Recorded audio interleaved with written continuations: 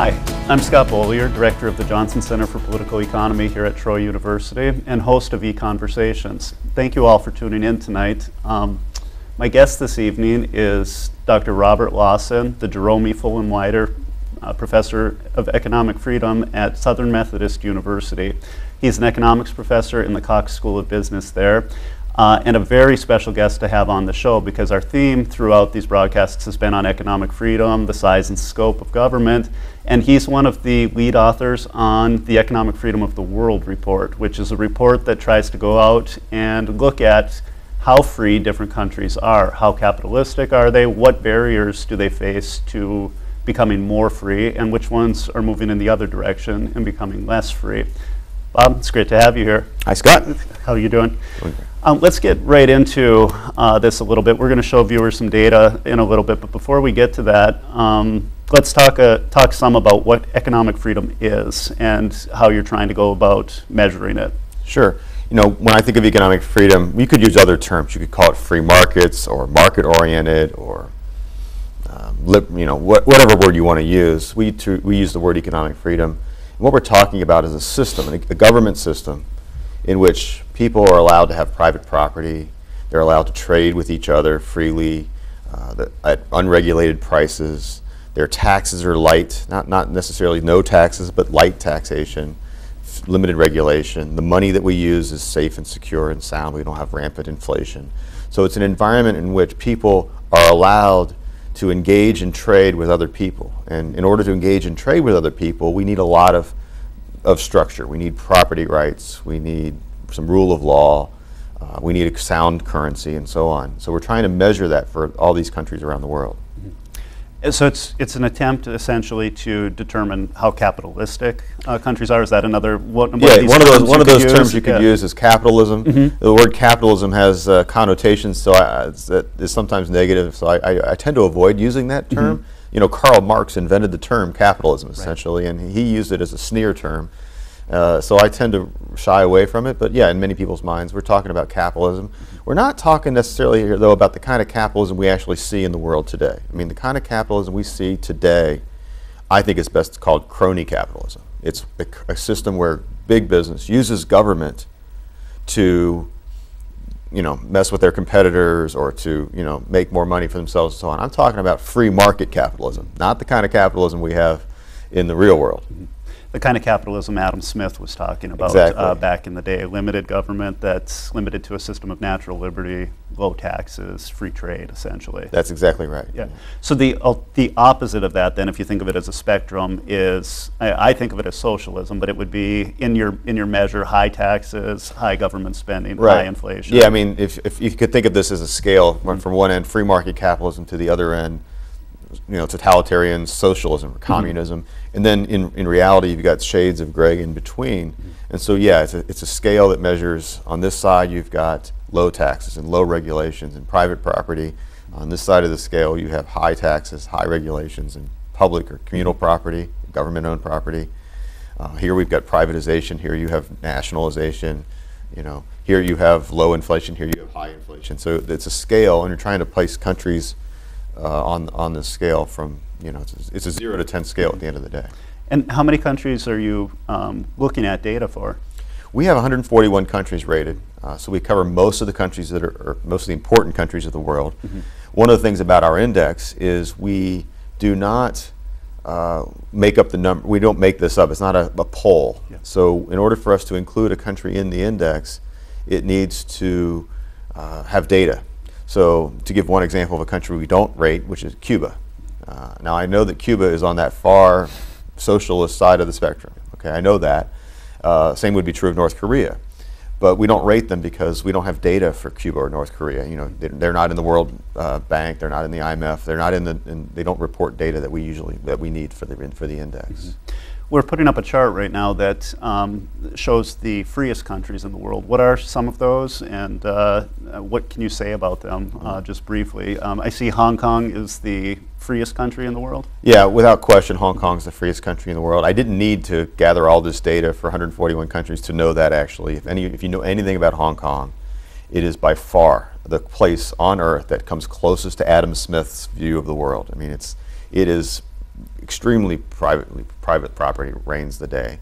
They do have some government-owned buildings here and there, but it's pretty much a private property place. The taxes are extremely low. The top tax rate is 15%. There are no tariffs and quotas at all. It's completely free trade. Their regulations are extremely light. They just passed, I think, last year their first minimum wage, and I think it's $2 an hour, which even by Hong Kong standards is a trivial minimum wage. So they have almost no regulations. It is as close to that system of natural liberty that Smith talked about, or what we call economic freedom. It's as close to that as you're ever going to get. They get a 9 out of 10 on our scale. If you look at the other countries that are in the sort of top tier, it's probably the familiar market-oriented countries. Singapore scores very high. I should mention that this is an economic freedom index, not a political freedom index. So Singapore is a little bit weird because they have a lot of economic liberty. They can open and close businesses, hire and fire workers, trade freely, and so forth. But they can't criticize the government very easily. They can't, you know, it's an authoritarian political regime. So, but the rest of the countries that are at the top are also liberal democracies, except for Singapore.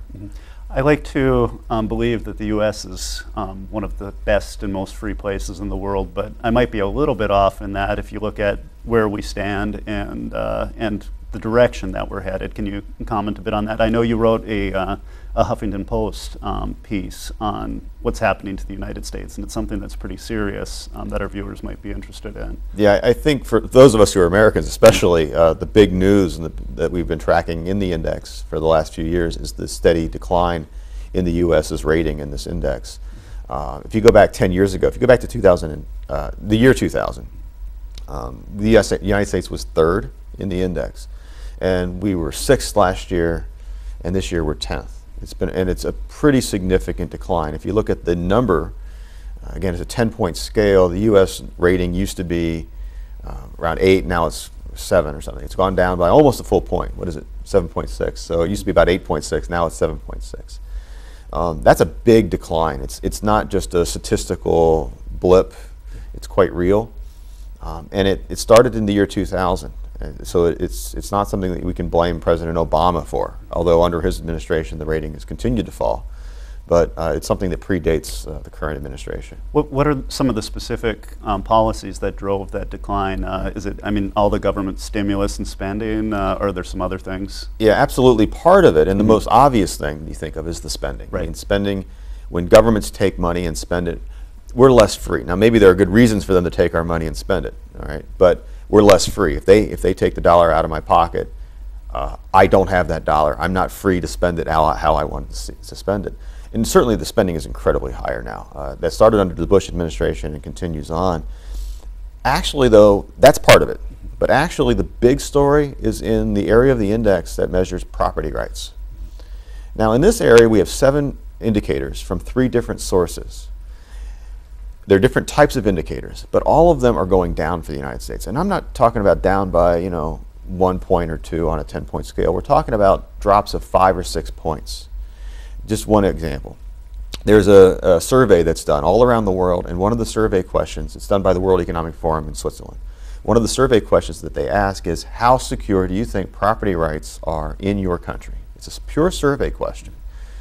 In the United States, that rating was 9 out of 10 a decade ago. I think it's about a 5 out of 10 right now. I mean, the rating for that number is on a par with countries like Mexico or Bolivia. I mean, it's really, really low.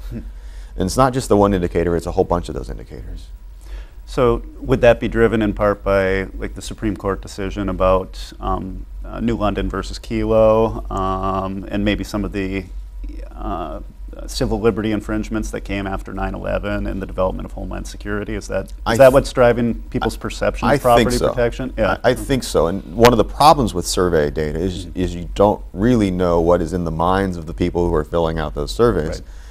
Right. But I think it's definitely that. I think the Kelo eminent domain Supreme Court case that you mentioned, I think that was a real prominent point in a lot of people's minds that, man, the government can take my house, not to expand the road or to do some kind of public purpose. They can take my house to give it to some fat cat crony capitalist. Yep. And that's just wrong. But it's also, I think it's the warrantless, taps. It's the drug war. I mean, right now, if the police stop you and you've got $1,000 on you and you don't have a good story, they just take your $1,000 because they think it's drug money. And they don't have to take you to court for this. They just take the money. I mean, it's just, and there's nothing you can really do. You can go through some process to try to get it back, but it's quite laborious. So I think it's a lot of those kinds of things. Yeah. Let's move away from the United States and some of the freest countries and just kind of look at the world as a whole and see if there are any takeaways from looking at the map of freedom for the world as a whole. And it's behind us here on our screen. You've got countries in blue, which I'm assuming are really free countries, and then it looks like red's the other extreme of countries that are very unfree in this map. We've colored the map so that blue is the top 25%, then it's green, and then yellow, and then the red is the bottom 25%. So the colors are quartiles. So yeah, the blues are good, and the reds are bad, and the greens and yellows are in between. If you look at the map, you can really see some kind of neat patterns. I mean, you can see that the United States, Canada, Western Europe, for the most part, are blues and greens. Australia, New Zealand, Japan, sort of the market economies, the rich market economies score well. And that makes sense, I think. But you also see some kind of neat patterns. If you look at South America, you'll see Chile is in blue. I think they're ranked 6th out of the 141 countries now. They're in the very, very top of tier. And then Argentina right next door is deep red, and they're somewhere in the hundreds. So you get these really stark side-by-side contrasts where two countries that, you know, they have I know Chile and Argentina, you know, they're separated by a big mountain range. They're quite distinct culturally. But having said that, they both were Spanish colonies and so forth. And yet you're getting a very different economic approach in Chile and then in Argentina. Not coincidentally, in my opinion, Chile is doing extremely well economically and has been growing rapidly. And in fact, I think Chile is now the richest country in South America. So that's one thing that's kind of fun to look at. The other big thing that I enjoy looking at is the old Soviet Union. Now it's broken up into the Russia and then the various old Soviet republics. You know, Latvia, Lithuania, Ukraine. In southern, if you can see on the map, there's a little blue part right by Turkey, and that's Georgia.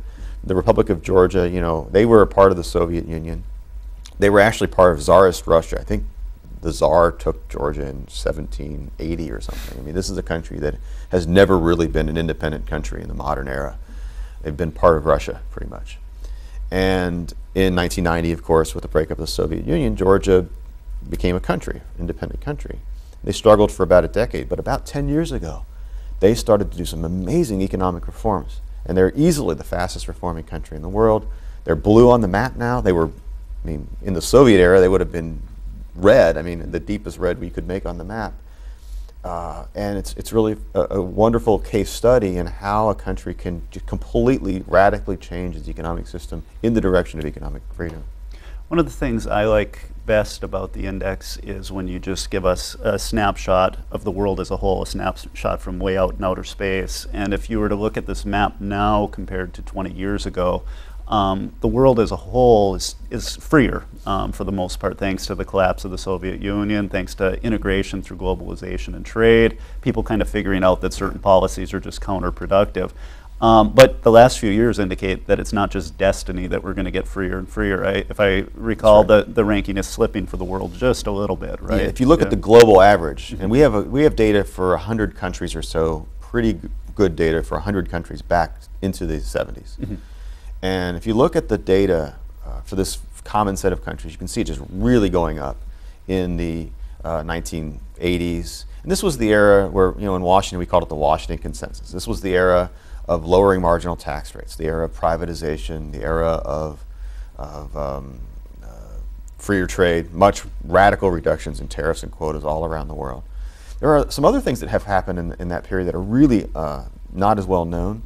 One is military conscription, which is something we measure in the index.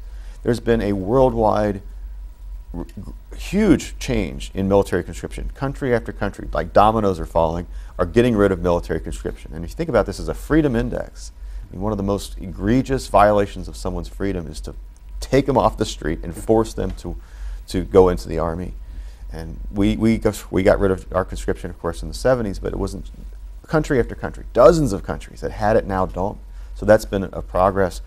But as you note, sometime in the mid-2000s, the global average stopped increasing and has leveled off. And then the last couple of years, the global average is actually just a little bit lower than it was when than it was the previous years. And so that's kind of a worry. Yeah. let's turn a little bit to why this all matters. I think that one of the most important things about freedom, besides the fact that it's just good in its own right, and people should be free to pursue their lives as they see fit, is that it also seems to correlate with just the good life. Almost anything that you would say is important to you, whether it's income or hospital beds or healthcare, all seems to be really highly correlated with economic freedom. And when we look at some of these slides, I think it's a real compelling case as to why I want to stay in a free country, and I think why a lot of other people probably do as well. Let's take a look at this first one, which is economic freedom and income. Pretty strong relationship there between freedom and income. It's shockingly strong. Yeah. I mean, when we first did this index some 20 years ago, and I first put this chart together, I was really surprised that it was that stark of a relationship. And you can show it with many different ways. We usually show it with these little bar charts, and they're very simple, but they illustrate the point that market-oriented economies, countries that are more capitalist, they have lower taxes, fewer regulations, freer trade, and so forth. These countries are really a lot more productive. I mean, and so if you look at it in the blue, yellow, green, red sense, blue countries have incomes that are on average over $30,000 per person. So in the United States it's higher than that, but that's a lot of money per person. And then you go down to the reds, and it's a fraction of that. It's 1/9 of that or 1/8 of that. So it's quite the stunning relationship. I should mention that picture right there, which I think you and I both think makes a lot of sense, that market-oriented economies, countries that have more economic freedom should be more productive and richer. That makes sense to you and me. Mm-hmm. But a generation ago, there was a real serious intellectual debate amongst economists as to whether or not markets were or were not more effective than central planning. Today we now know, because we have this data, that market-oriented economies are more productive and are richer than centrally planned economies, socialist economies. But 20 years ago, 30 years ago, 40 years ago, that was a debated question.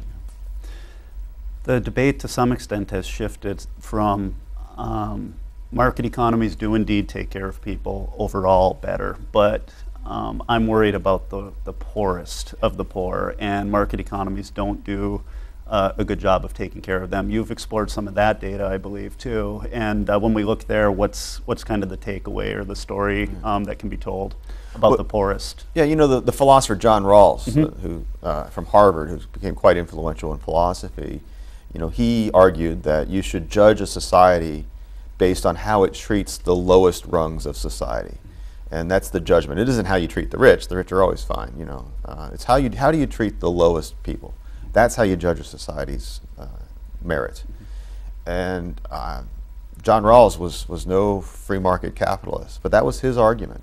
So I start to think, well, can we gather data to find out how countries are treating the lowest? So I have some data on the income level of the poorest 10%. So if you have 100% of the country, but then let's just look at the bottom 10%, the bottom 10th of the income distribution in the country. And you see a picture that looks very much like the previous picture. The previous picture was for the average person. This picture is for the bottom 10%, the lowest rungs of the economic ladder. And wow, it's a 9-to-1 difference here too. The average income for people in the blue countries who are in the poorest part of the countries is something like $9,000. And it's about 1/9 of that. It's about $1,000 for people in the red. So again, if you do think, as John Rawls thought, that you should judge societies based on how they treat the poorest, the least fortunate people, then I think you still have a persuasive argument in favor of economic freedom.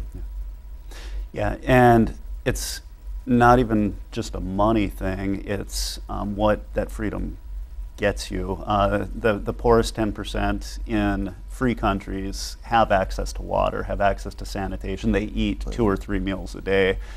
In these other places, they're worrying about disease and just dirty water and very short lives. I think that this next slide that we're going to take a look at, which looks at life expectancy, is kind of the rubber hits the road point. It's not just about money. It's about quality of life. And if you want to just comment on it, I think the differences are just drastic when you look at. This is my favorite picture, actually, because I think it's I mean, in this era, for Americans, more money is better than less money. I would like more. I'd like to have a nicer car than I have. I'd like to have a nicer home than I have, and so on.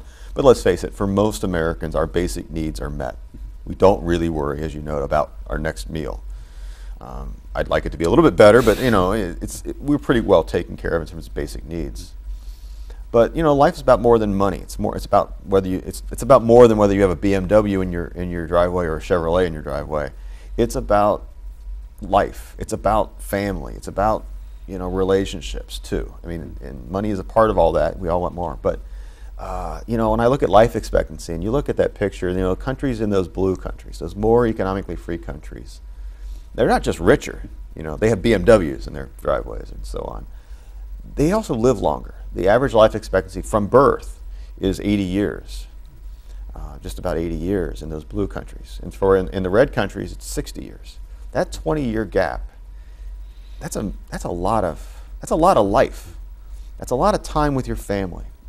And when I think about living to be 80 years old, I think, man, if I can live to be 80, I'm going to see, my daughter's 16, I'm going to see my daughter grow up. I'm going to see her have children. I'm going to see her children grow up, my grandchildren grow up. I'm going to see them become people. I'm going to probably see them get married and maybe even see my great-grandchildren in all likelihood. If I live to be 80 years old, that's a lot of enjoyment that I'm looking forward to. My daughter's a teenager right now. I'm looking forward to those years a lot more than right now, actually. And if you die at 60, you're going to see your children grow up, sure, but you're probably going to see your grandchildren born. But that's probably it. You're not going to see your grandchildren grow up and become, people. You're certainly not going to see your great-grandchildren. And so it's more than just microwave ovens and big houses and cars and healthcare even. It's about living a full life. And a full life in part means living a long life. And people that are grandparents, again, I'm not one yet, speak about how that experience is one of the most wonderful experiences of their entire lives. When they're on their deathbeds, they're not remembering that BMW 3 Series car. They're remembering the times that they spent with their grandkids. And that's unfortunate. Entire countries, we have entire cultures that lose out on those experiences because they don't have the resources to live long enough. It seems to me that along with living many more years, just the quantity of years increasing, the quality in free countries has to be tremendous too. When you're getting old and you have retirement communities that have things that even as someone who's still up and coming could only dream about, swimming pools and golf courses and shaded walking trails all over for miles and miles, that the quality of those years has to be wonderful too. If you get old in an unfree place, right. It could be a pretty miserable experience even being a grandparent. That's right, absolutely the case. Yeah, these retirement communities almost look attractive now. I want my golf cart myself. That's right. We have just a few minutes left. I want to make sure our viewers have a chance to see where they can get more information about the index. You all are very transparent with the data that you're collecting and how you're putting it together, and they can go to this website, freetheworld.com, to get more information on it. This site also has information on some other reports that they can gain access to. Sure, yeah. The publisher of our index is the Fraser Institute, which is a institute in Canada, in Vancouver, Canada. And they have this website for us called freetheworld.com. And on that website, you can actually download our report. It's a PDF file. It's free. You don't have to purchase it, or you're welcome to buy it if you want to get a physical copy, but you can download it. It has our report. It also has our data set all the way back in time. So if you want to dig into the numbers and download the spreadsheets, you can do that. It also has a lot of other reports. The Economic Freedom of the World Index that I started, and I should mention my co-author Jim Gortney at Florida State University, and now a new co-author Josh Hall at Beloit College. But this report has created spin-off projects. So there's now an Economic Freedom of North America, which rates the economic freedom of the United States and the Canadian provinces. There's an Economic Freedom Index for the states of Argentina, for the states of India, for the states of Mexico. There's even an index, they don't call it Economic Freedom, but there's an index of sorts for the Chinese provinces inside of the country of China. So there's all these other reports, and so the freetheworld.com website is sort of a collection point for all of the research that's being done on economic freedom measurements for not just the world, but for all these other countries within the countries. Mm-hmm. Yeah, it's an extremely important project you all are working on, and we feel really pleased to have had you spend some time with our students last night and on the show today, getting the message out about economic freedom's importance and how you all are doing this. So thank you for coming on. Thanks, Scott. Yeah, and thank you all viewers for tuning in tonight. Look for our shows again next week. Good night.